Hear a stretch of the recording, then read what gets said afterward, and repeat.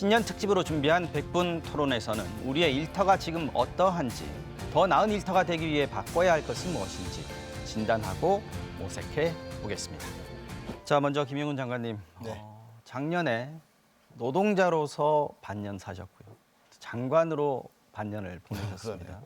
6개월 뭐 짧다면 짧고 길다면 긴 시간입니다. 장관으로서 보낸 6개월 동안 가장 기억에 남는 일 하나만 좀 꼽아주시면 좋겠습니다. 먼저 노동자에게 이렇게 나란 일을 맡겨주셔서 국민들께 감사드립니다.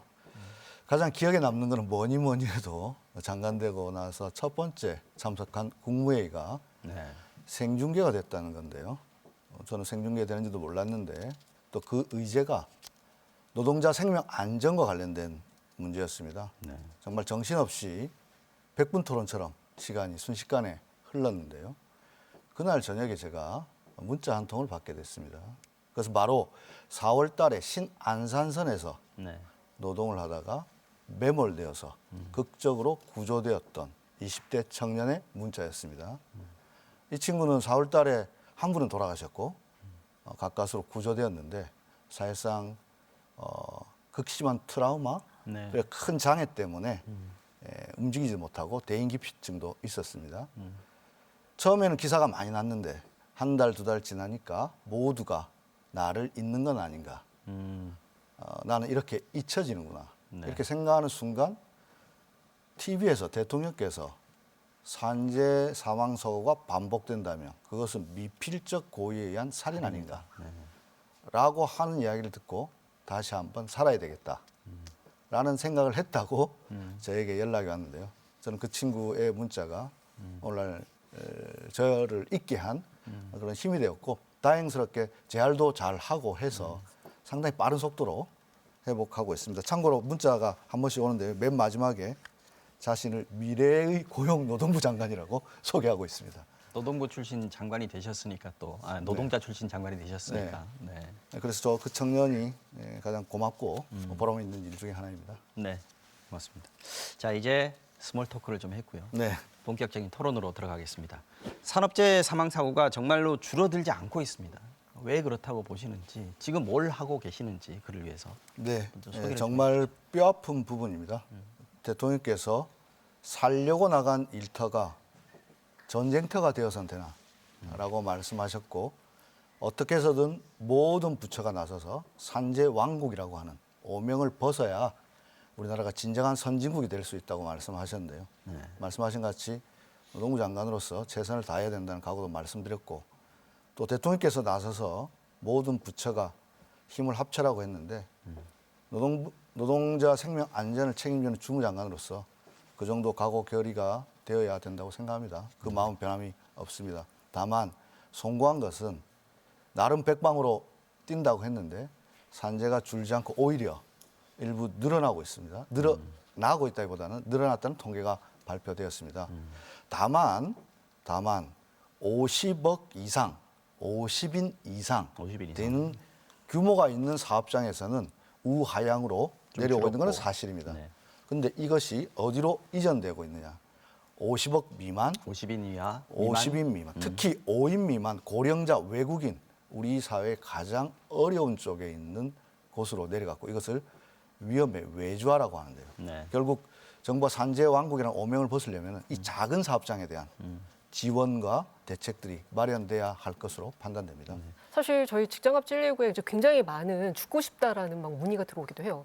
괴롭힘 때문에 자살을 고민하는 사람들도 많고 사실 과로사 같은 경우는 이게 입증하기가 어려워서 사실 산재로 포착도 안 되는 거죠. 그렇죠. 그러니까 이런 것들에 대해서도 사실 뭔가 대책이 필요한데 사실 그러한 대책은 전혀 없다라고 좀 보여지긴 하거든요.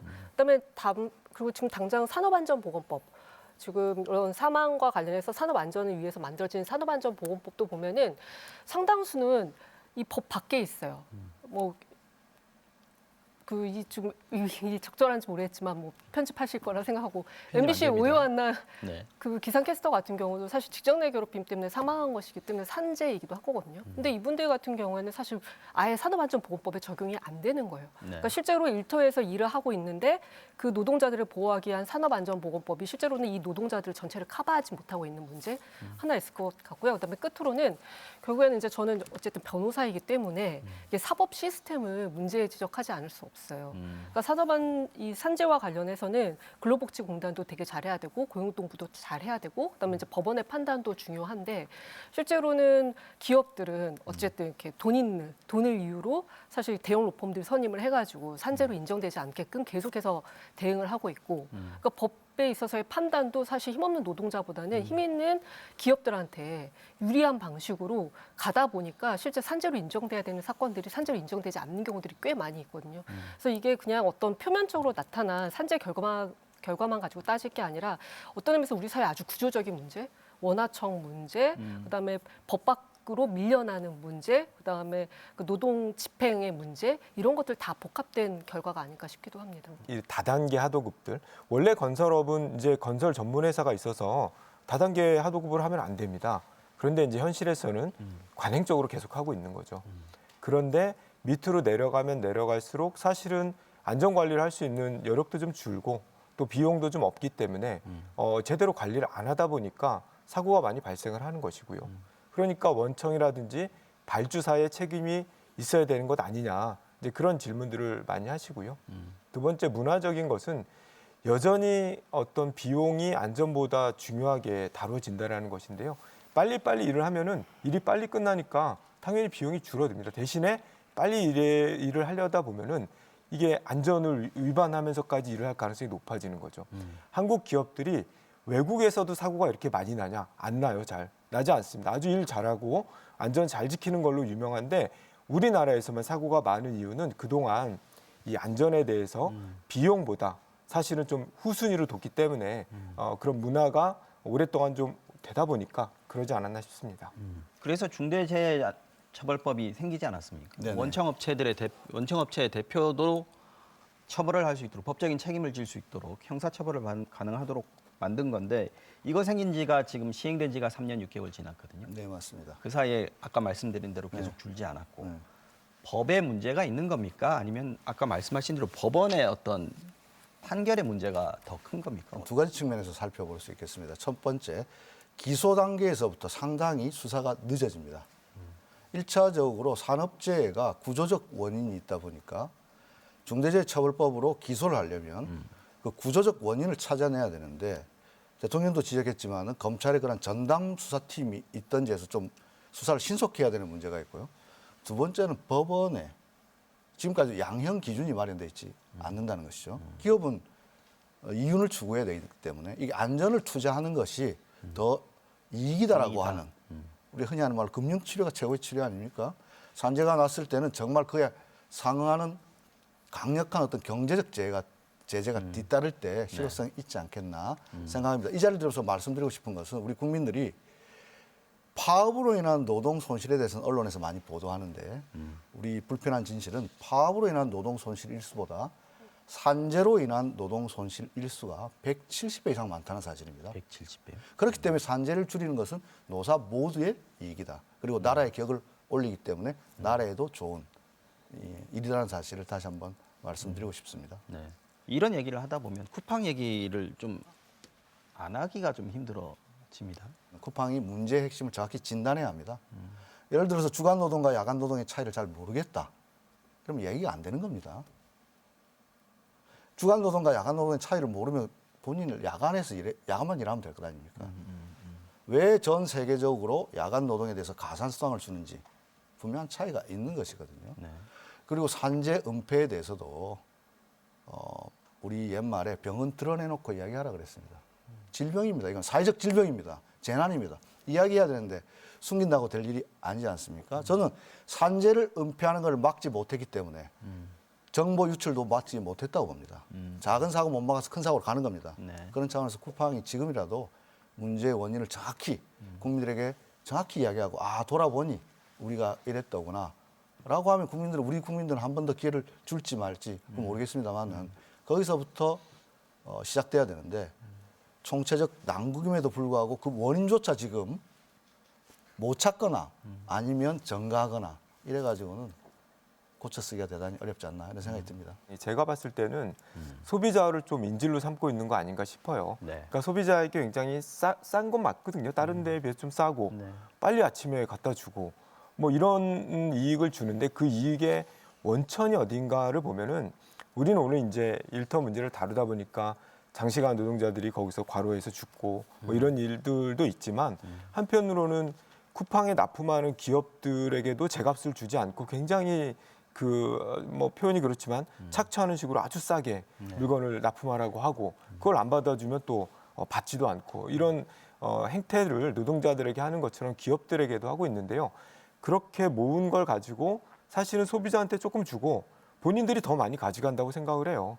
그러면서 소비자들을 앞에 두고서는 인질로 삼고 방패로 삼고 있기 때문에 그렇게 무례하지 않나라는 생각이 들고요. 사실 쿠팡은 보면은 어떤 의미에서는 어떤 노동의 근간을 저는 흔들었다라고 생각을 해요. 쿠팡은 사실 물류 기업이거든요. 그 물류가 사실 핵심인데 이 물류 일하는 노동자들을 직접 고용을 하지 않고, 그러니까 뭐 소위 말하는 프리랜서처럼 사실 채용을 했고, 그 다음에 그 업무를 하는 사람들을 일용직으로 채용을 계속 해왔던 것이고, 그 일용직 채용을 반복을 했던 것이고, 그러다 보니까 노동법을 사실 다 빠져나갈 수 있었던 것이고요. 관련해서 좀 되게 안타까운 거는 이게 그러면 어떻게 가능했던 것인가.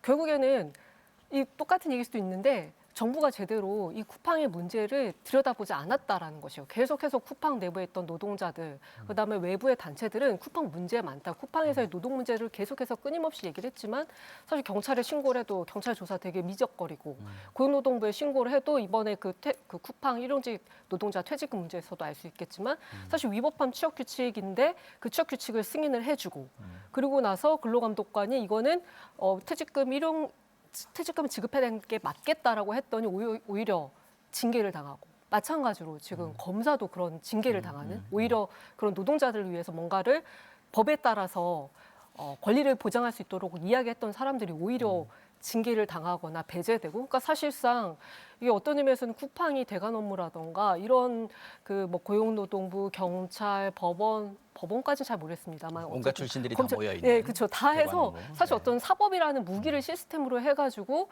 사실상 정부를 쥐고 흔들었고 정부가 거기에 놀아났다라는 생각이 들기도 해요. 비정규직 노동자는 제도권 직장인들이 받는 권리를 보장받지 못하기 때문에 이른바 권리박 노동자로 불리는데요. 다음 키워드 소개하겠습니다.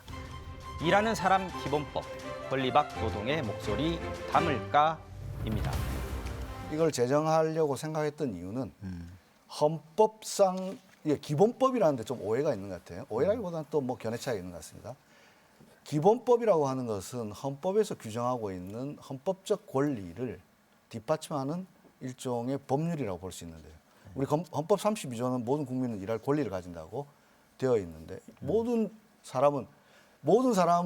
국민은 일할 권리를 가진다고 되어 있지 모든 근로자는 권리를 가진다고 된 건 아니거든요. 그래서 아까 고 요한나님도 근로자성 인정 여부가 권리 밖 맞습니다. 안으로 네. 구분되는데요. 그래서 저는 헌법 32조가 모든 국민은 일할 권리를 천명했다면 국가는 이걸 보호해야 될 의무가 지고 그 의무를 부여함으로써 각종 여러 가지 다른 입법들을 취해 나가는 모법이 될 수 있다라는 차원에서 이번에 기본법으로 추진하게 된 것입니다.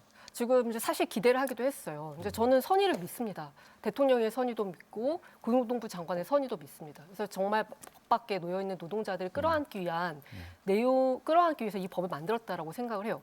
근데 문제는 그러면은 그러한 목적에 부합하게끔 법의 내용이 설계가 돼야 되는데 전혀 그렇지 않다라는 거죠. 네. 추상적인 권리, 완전하게 일할 권리, 뭐 괴롭힘을 당하지 않을 권리 이렇게 쭉 있고 그러면 이 권리를 어떻게 구체적으로 실현을 할 건데 근데 사실 그 구체적인 내용이 하나도 없어요. 그리고 사실 이게 실현되기 위해서는 결국에는 사업주들을 좀 강제를 할 필요가 있거든요. 사업주들이 이 권리를 보장하도록 해야 되고 그리고 또 사업주들이 어떤 권리를 어떻게 보장을 해야 되는지에 대한 구체적인 내용이 되어 있어야 되는데 사실 그런 내용들은 다 빠져 있거든요. 그러니까 아름다운 미사여고 되게 좋은 얘기만 들어있는데 그게 현실에는 전혀 적용될 수 없다라는 거죠. 그래서 사실 이미 현실에 지금은 어떤 뭐 좋은 말을 할 때가 아니라 현장에 있는 노동자들 지금 한시가 급하다. 이 노동자들을 위한 당장의 권리를 구체적인 권리를 인정해 줄 수 있는 법이 필요한 거고 그 법이 이미 알겠습니다. 근로기준법으로 있는데 왜 별도 법으로 그래서 마치 다시 돌아가게끔 하느냐라는 측면이 큰 거죠. 변호사님 말씀하신 것처럼 근로기준법은 우리 노동법은 종속적 고용관계를 전제로 만들어진 것은 사실입니다. 그런데 지금 종속적 고용관계가 없는 노동자들도 많이 출연하고 있어요. 네. 그러면 방법이 두 가지가 있을 수 있어요. 그 사람들까지도 근로기준법으로 포섭하면 될 것 아니냐.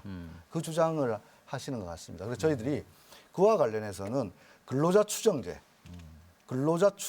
해서 지금까지는 근로자가 입증해야 하게 했어요. 하지만 이제는 근로자임을 타인을 위해서 노무를 제공하고 그 대가로 부호수든 임금이든 무엇이든 금전적인 소득을 취한다면 일단 근로자로 추정하고 근로자 아님을 사용자가 입증하게끔 하는 반증 네, 네. 하는 거하고 또 가짜 지금 당장 해야 될 일은 법 제정 전이라도 고용노동부가 나서서 가짜 3.3 근로소득세를 내야 될 노동자에게 인적공제하는 자영업자로 위장시킨 것들에 대한 단속을 해나감을 병행하면서 그럼에도 불구하고 확산되고 있는 이 플랫폼 노동 사용자가 누구인지도 알지 못하는 사람들을 어떻게 보호할 것인가라는 고민도 같이 돼 있기 때문에 결국 지금 당장 해야 될 일, 그다음에 법 제정으로만 해야 될 일을 미루고 법 제정으로만 한다. 이건 또 약간 오해가 아닌가 생각돼요. 이 특수고용 노동자 중에는 진짜는 원래 임금 노동자인데 계약만 특수고용으로 하고 있고 실제 일은 또 임금 노동자처럼 그렇게 시키는 분들이 꽤나 많습니다. 이걸 우리가 오분류됐다고 잘못 분류되어 있다고 해서 오분류된 노동자라고 하는데요. 예전에는 이분들이 스스로 오분류가 됐으면 본인이 임금 노동자라는 걸 본인이 증명을 해야 되거든요. 근데 그게 매우 어렵단 말이죠. 그런데 아마 현 정부에서는 이 부분을 근로자 추정제도라 그래서 분쟁이 발생하면 일단은 임금 노동자로 인정을 하겠다.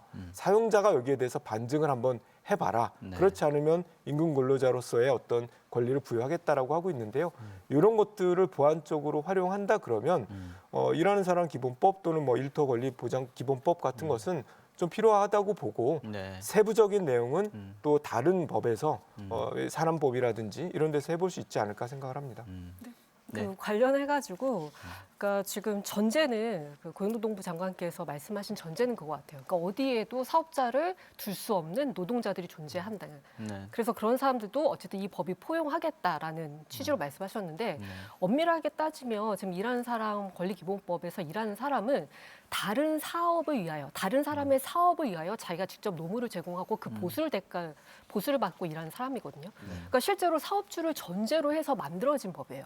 그리고 그 사업주라는 것은 실제로는 이 일하는 노동자들의 노동 조건을 실질적으로 결정할 수 있는 우월한 지위에 있는 사람들이고, 그러니까 우리가 약간 머릿속에 생각할 것이 아니라 실제 구체적인 사례들을 생각을 해볼게요.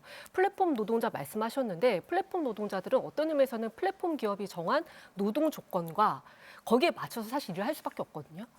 그래서 사실 플랫폼 노동자들 스스로도 그다음에 외부에서 봤을 때도 이게 단지 이렇게 눈에 보이는 지휘 감독을 안 할 뿐이지 알고리즘을 통해서 사업주는 뒤에서 보이지 않는 지휘 감독을 하고 있고 이 노동자는 자유롭게 일을 하는 것이 아니라 정확하게 사업주가 정한 그 요건에 맞춰서 알고리즘에 맞춰서 사실 종속되어서 일을 할 수밖에 없는 거예요. 근데 우리가 생각을 해보면은 그 소위 프리랜서라고 부르는 노동자들 뭐 특수고용 노동자들, 플랫폼 노동자들 다 누군가를 사업주를 전제로 하고 있고 그 사업주는 사실 이 노동자들에 대해서 노동 조건을 결정할 수 있는 우월한 지위에 있다라는 것이고 그런 것들을 감안해서 이미 근로기준법이 있다라는 거죠. 그 한 가지 더 저희가 조사를 한번 해봤어요. 그래서 직장갑질 119에서 그 작년 9월 2025년 9월에 네. 이런 소위 말하는 권리방 노동자들, 뭐 프리랜서 플랫폼 특수고용 노동자를 포함한 1,000명을 대상으로 어떻게 일을 하는지를 봤더니 그러니까 사실상 일하는 시간이 자유롭지가 않아요. 그 일하는 시간이 내가 일하고 싶을 때 일한다 이게 아니라 다만 그러니까 사업주가 정한 어떤 폭넓은 노동 시간 정해서 그냥 거기에 맞춰서 일을 하는 것이고 임금도 내가 결정권이 없어요. 그냥 사업주가 정한 임금을 그냥 따라가게 되는 것이고 평가를 받고 있고 종속되어 있고 그거는 자기가 일을 하는 것은 다른 진짜 말 그대로 기업의 본격적인 사업을 위한 말 그대로 노동력 제공에 불과하기 때문에 얼마든지 사업주들을 생각을 할 수 있고 종속의 양태만 달라졌을 뿐이다. 그리고 종속의 양태가 왜 달라졌나라고 생각을 해보면 사실 기업들이 점점점 이 노동법적 책임을 지지 않기 위해서 오히려 외관을 노동자가 아닌 것처럼 꾸며왔던 것이죠. 그래서 사실 노동 당국의 어쨌든 법 집행이 엄격한 법 집행이 중요하다고 생각을 했는데 그냥 근로계약서 안 썼기 때문에 뭐 프리랜서 뭐 이런 식의. 그래서 사실 저는 그런 맥락에서 우리가 구체적인 사례를 가지고 이야기해야 되는 게 아닌가 이런 생각을 하고 있습니다. 알겠습니다. 예, 안녕하세요. 시민농객 김성주입니다. 예, 결국은 기업이 변화를 이끌어내는 것이 가장 중요할 것 같은데 그러기 위해선 첫 번째로 압박을 가해서 잘못하면 큰일 난다는 어떤 인식을 줘야 할 것이고 둘째로는 어떤 유인책으로서 환경을 개선하는 비용을 지출하는 것이 훨씬 더 기업의 유인 이득이라는 어떤 느낌이 들도록 하는 그 두 가지가 있을 것 같은데 이번 정부는 너무 압박만 가하는 것이 아닌지 그것만으로 해결할 수 있을지 혹시 유인책도 함께 있으신지 질문드립니다. 네. 아까 50인 미만 사업장에서 더 늘어나고 있다고 산재가 했잖아요. 근데 그 작은 기업일수록 안전을 위해서 드릴 수 있는 비용을 댈 여유가 별로 없을 수 있거든요. 그래서 지원도 필요한 거 아니냐 이런 질문이신 것 같습니다. 맞죠? 네. 아주 좋은 지적이십니다. 네. 아주 또 좋은 지적이고 정확한 지적이십니다. 결국 산재를 줄이기 위해서는 그러니까 말씀하신 엄벌주의만의 능사가 아니다. 반은 맞고 반은 틀리는 말인데요. 엄벌주의가 통하는 데는 엄벌주의를 해야 합니다. 하지만 아까 영세 사업장은 엄벌을 하려 그래도 경제적 제재를 가하려 그래도 그냥 파산하고 말지 이렇습니다. 그렇기 때문에 저희들이 영세 사업장 그럼 어떻게 할 건가? 올해 예산에 5,400억 정도 지원 예산을 담았습니다. 그래서 결국 산재가 다발하고 있는 작은 사업장에 대해서는 지원을 우선하겠습니다. 네.